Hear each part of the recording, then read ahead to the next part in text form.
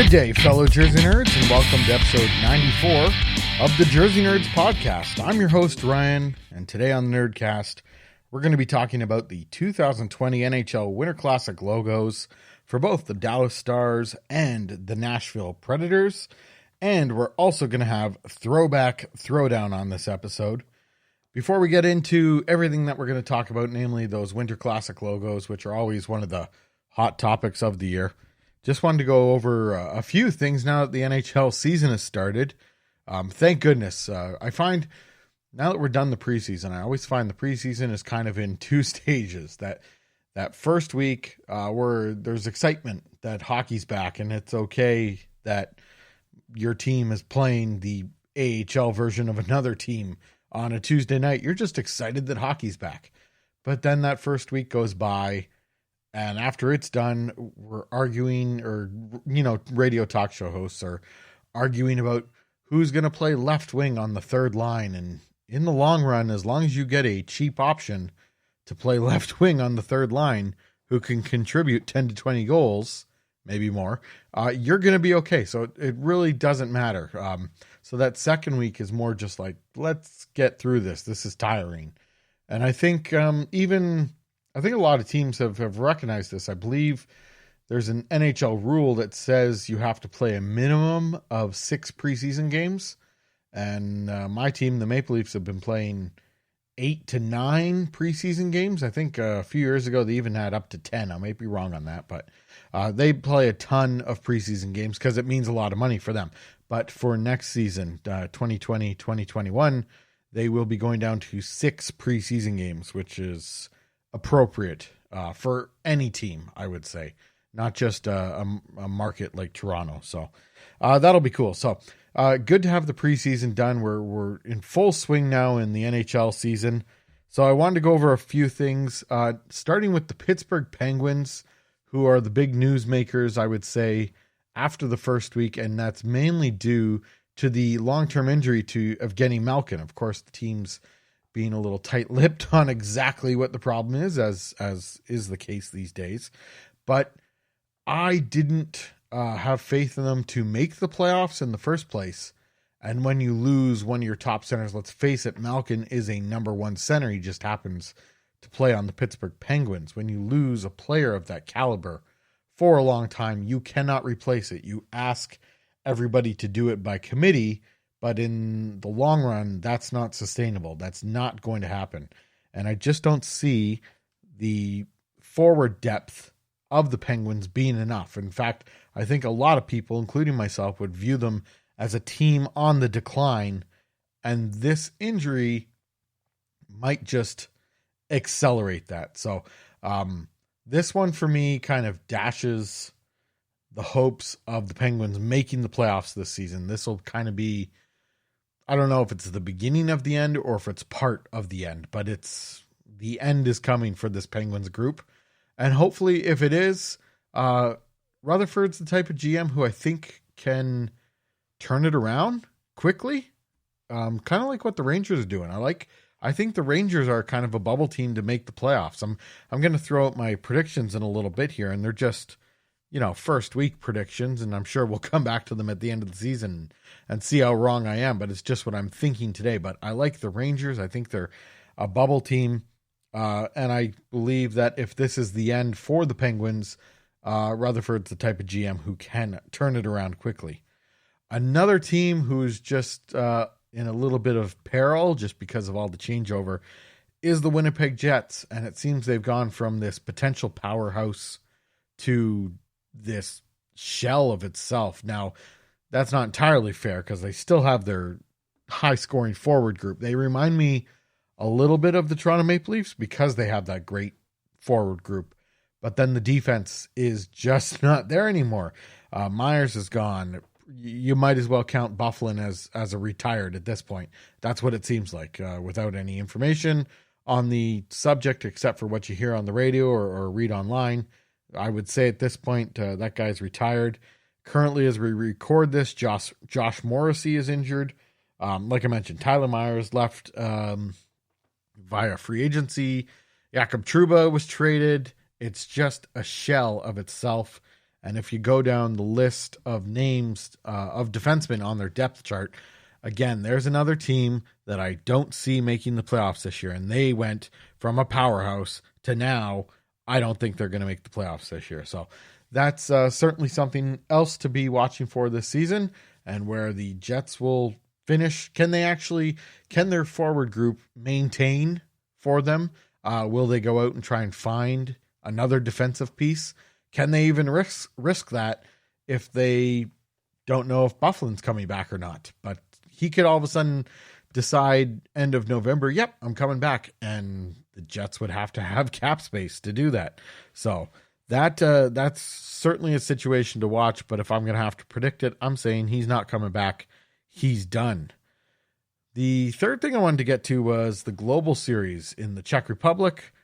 Chicago, Philadelphia played a game there. Bill Daly did kind of a press conference / not really a State of the Union, but, give an update on league going-ons, especially with dealings with the PA, and the World Cup of Hockey came up. Now, the 2016 tournament that was in Toronto was a little gimmicky. With Team Europe, which was very bland, even though they made the final and they came together, and that was neat. There was nothing interesting about them. They weren't believable. It was, how can you believe that these group of players were going to come together from all these different countries and really feel like they were representing either their country or Europe? I just couldn't believe in them. But they did come together and make the final, obviously. So they were a talented group. But I would like to see the World Cup of Hockey come back. And it was discussed that it is something that both the league and the PA are interested in. How I would like to see it come back is 6 teams, how they used to do it in the old Canada Cup. So you have Canada, US, Russia, Sweden, the Czechs, and Finland. There's your top 6 teams. And they each play each other once in the round robin. And then you have top 4 into the semifinals, and then a best of 3 finals. That's just the best way to go about it. There's other countries, Switzerland, Austria, I guess you could say Denmark, Belarus, sometimes Kazakhstan's in there. Italy kind of makes an appearance, but let's save that for the World Championships when those spots are available. This is an NHL put on event. This is an NHL tournament. With NHL players. So let's just stick to the top 6 teams. And let's do it in the middle of the season. I think that was discussed or kind of leaked out some point last year. It would be nice. Again, in 2016, I just didn't believe that the players were at the top of their game by doing it before preseason or during preseason. They just played to the best of their abilities at that point. But I didn't feel that they were committed. So I think doing it in February, like when the Olympics take place, shutting down the NHL, but not really, because you still have this mega tournament going on for 2.5 weeks. That's going to generate revenue, plus everything else that comes with it as far as jerseys, merchandise, etc. So I still think you can do that. You're getting players in mid-season form, and I think the PA would be on board with that, because all those other players that don't make the international teams, which is going to be the majority of NHL players, would love a chance to have a 2-week break in the middle of the season. And a condensed schedule as well. Last time the NHL players went to the Olympics, it was a condensed schedule. Essentially, every team was playing every other night. You didn't have these big lulls. So that's exactly how I would like to see the World Cup of Hockey come back. February, mid-season, top 6 teams. Pretty basic. So now I wanted to go through my predictions. These are just how I feel today. These are teams that I like. We'll see where they finish, but this is just how I think they will finish. And I'm sure if you were to ask me in a few weeks, it would all change. But I'm going to start in the Pacific Division. And I do like Vegas to win that division. Out of all the teams, they seem the strongest. I'm not sold on Calgary, but I'm not sold on them less than I am all the rest of the teams in the division. So I do have Calgary second, but I don't see how they've necessarily improved from last year when they were eliminated by Colorado in the playoffs. Finishing third in that division, I have San Jose. They are a little bit older, and again, it's not like they've improved, like same situation as Calgary. But again, the division isn't entirely the strongest, so I see San Jose getting into the playoffs there. In the Central, staying in the Western Conference, Stanley Cup champions St. Louis Blues win that division. Close second is the Colorado Avalanche, and then I have the Nashville Predators finishing third. I view them kind of like the Pittsburgh Penguins. They're on the downswing, but they still have enough to make the playoffs. And this is more of a wild prediction, but I am very interested to see what Chicago and Vancouver can do this year. I think there's a little bit of potential there, so I do have them penciled in as my wildcard teams, but I can definitely see that going awry. In the Metro Division, we're now in the Eastern Conference. I have Washington winning that division, Carolina finishing second. I grew up on Carolina failing, except for the 2 Stanley Cup final years, so it's actually hard for me to believe in them, but they do appear to have lots of talent on their team. They could possibly win this division, but I do have them second. And in third place, I have the Islanders. Learned last year, do not count out the Islanders. They are well coached. They are well organized. Matthew Barzal is an incredible player. They're going to work that platoon goalie system. This year it's Greiss and Varlamov, so I think they'll have that down just fine, just as they did last year, and that'll get them third in the division. And finally, the Atlantic. It's going to finish the same way it did last year. Tampa Bay on top, Boston second, Toronto in third. Boston and Toronto could flip-flop there. They're going to be very close, but that's how I have it finishing this year. And my wild card teams in the East, Florida, this is the year they got to do it. There's nothing left. There's no more excuses. Here it is. Do it now. Do it this year. And I think they'll squeeze in as a wild card team. And I have the other wild card team as Montreal. I think they can get in there. I don't know if they can do any damage in the playoffs. Well, the playoffs are a whole different beast, so we'll see what happens there. But yeah, I have Montreal rounding out the top 8 there in the Eastern Conference. So those are just a few things I wanted to cover as far as the NHL goes off the top. But we are here to talk about the Winter Classic team logos, so let's get to that.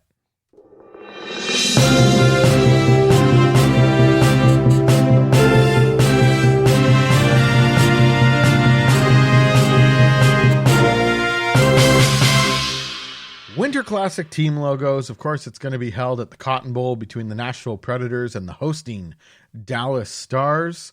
Recently, we got a look at what their team logos are going to be. We'll start with Dallas, and if you want to take a look at this logo and follow along with me, you can go to jerseynerdspodcast.com and look up the episode 94 show notes, or there will be a link in this episode description that you can check out. So you can see the logos there and follow along. Dallas Stars, they are using a big D with kind of points at the tips of the D. And then it says stars through the middle. It's modeled after the old Dallas Texans logo. They were a semi-pro team, minor professional team, whatever you want to call it. I'm not up to date on my Dallas Texans history, so I just know that this logo is based on that. The A, instead of having an A in the word stars, it is an actual star. This was revealed in what appears to be a vintage white. It might be just be straight white, but in the video it appeared to be vintage white with some stitching going through the logo as if, you know, of kind of faux stitching, you may want to call it. So that was the first thing that really caught my attention when this came out, is that stitching. It really excites me for what could be on the jerseys and gives it that faux back, that necessary faux back feel. So I really think that was kind of the highlight of this logo, is the stitching in the logo, and it's going to look good. Hopefully they use their victory green. There were some t-shirts on NHLshop.com or shopnhl.com, whatever it is. It's 4 different variations of it that did use the victory green and a plain white logo, but there was also plain white t-shirts that used the logo in victory green. So we're not exactly sure how that's going to play out, but it's a simple logo that I think people were expecting. There was a lot of concepts out there that did something similar, and the Stars just, you know, went ahead with that as people expected, and just added some professional tweaks such as the stitching and just, the points on the D, the tips of the D, which is really nice. And I think that's the right way to go. And sometimes giving people what they want is the right thing to do. It's going to hit the nail on the head. So, like I mentioned, the stitching in the logo is the best part of it, and how this logo is going to look on their victory green. On the other side, there's a part of me that's worried that it's too plain. I think it'll end up okay, but you still have to worry when there's been no hint that there's going to be black used. I mean, with this logo reveal, we didn't see any black. With the merchandise on NHL Shop, we didn't see any black. So it'll be interesting to see what's used here. But I think overall, this is a really good logo, really good reveal, because now I'm really excited to see the uniforms that they come out with. So a rating out of 10 here for me, I'm going to give it an 8.5 out of 10. Part of that mark is because the logo is strong enough that I want to see what's going to come for the jerseys. And those are to be coming out sometime in November, according to Twitter rumors. The other team in the Winter Classic is the Nashville Predators. Their logo reveal was for what is apparently going to be their shoulder patch. I would expect there to only be one shoulder patch on their jersey, as typically for the last number of years, the NHL started putting their event patches on the shoulders rather than the chest of the jersey. So I would only expect there to be one shoulder patch on the Nashville Predators Winter Classic jersey. When I first saw it, I was really excited that they tried to do the logo in a faux back look. Kind of a quiet reveal. I don't think it almost seems like Nashville took a back seat because Dallas is the host. And I don't think that was necessary. You're in the game. It's a massive game. It's going to be the number one game on the schedule that day. Take your time, do your own reveal, be proud of your logo, which I'm sure they are. But it was kind of a quiet reveal. So, perhaps when the jerseys come out, that'll be a bit louder. One thing that they didn't officially reveal, but it's readily available on merchandise and to view on NHL Shop, is the script that they're going to apparently use on the jersey. And if you've seen all of the Dixie Flyers concepts out on the internet, you'll be able to see that this Nashville Predators script is in fact inspired by the old minor pro Dixie Flyers. So you have to wonder if we get a exact copy of that, which is very much like the Montreal Canadiens red sweater, just put that in Nashville gold and navy blue. So that also came out, but it was not part of the big reveal.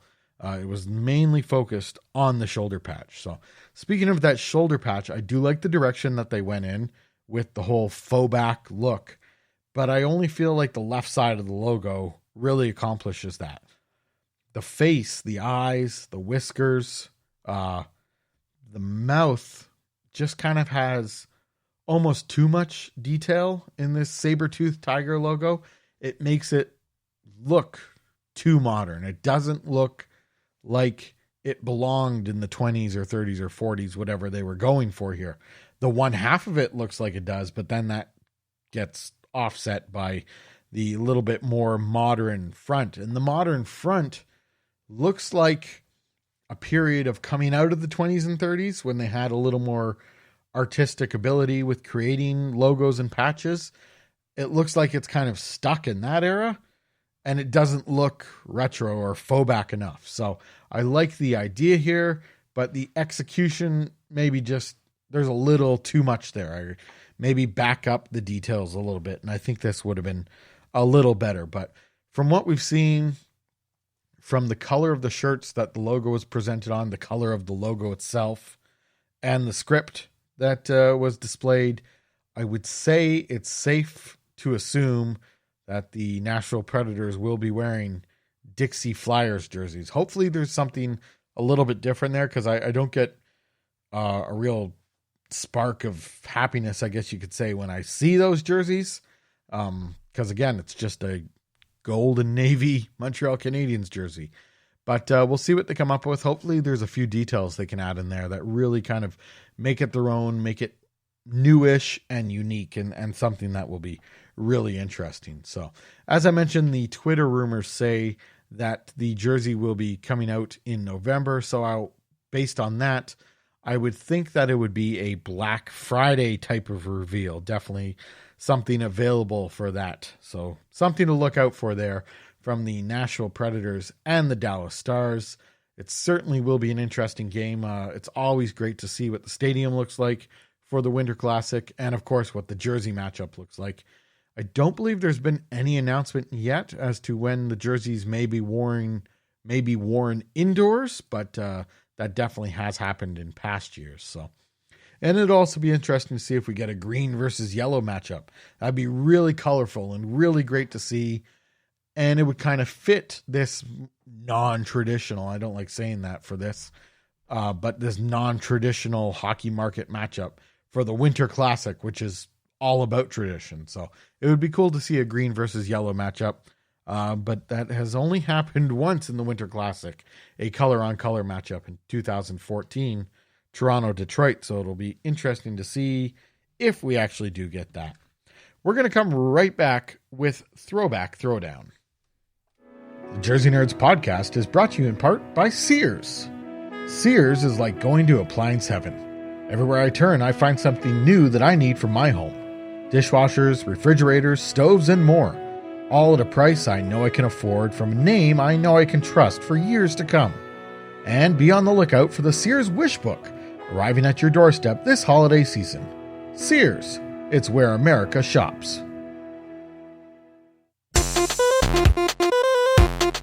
It's time for Throwback Throwdown. Throwback Throwdown is where we have two throwback jerseys going head-to-head. The winner is determined by you, the listeners. Whichever jersey comes out on top will face a new challenger next week right here on the Jersey Nerds podcast. Today's throwback is a battle of Mother Nature that can only happen right here on the podcast. It's Sharks fighting Coyotes. The champs, the 92 teal San Jose Sharks jersey, is going up against the challengers, the 2001 Phoenix Coyotes Kachina jersey. So if you click the link in the episode description, you'll be able to see both jerseys, or just head on over to jerseynerdspodcast.com. You can look up this Throwback Throwdown matchup, or you can check out the episode 94 show notes. So the San Jose jersey is the returning champion. It's a teal jersey, big silver stripes on the arm and the hem. That's outlined in black and then outlined again in white, two-color collar, black and white. And then it's got the original Sharks logo on the front. Jersey that's very much 90s color, but maybe a little, it's a classic. It's still a classic looking hockey jersey. This is a great jersey, and it's aged really, really well.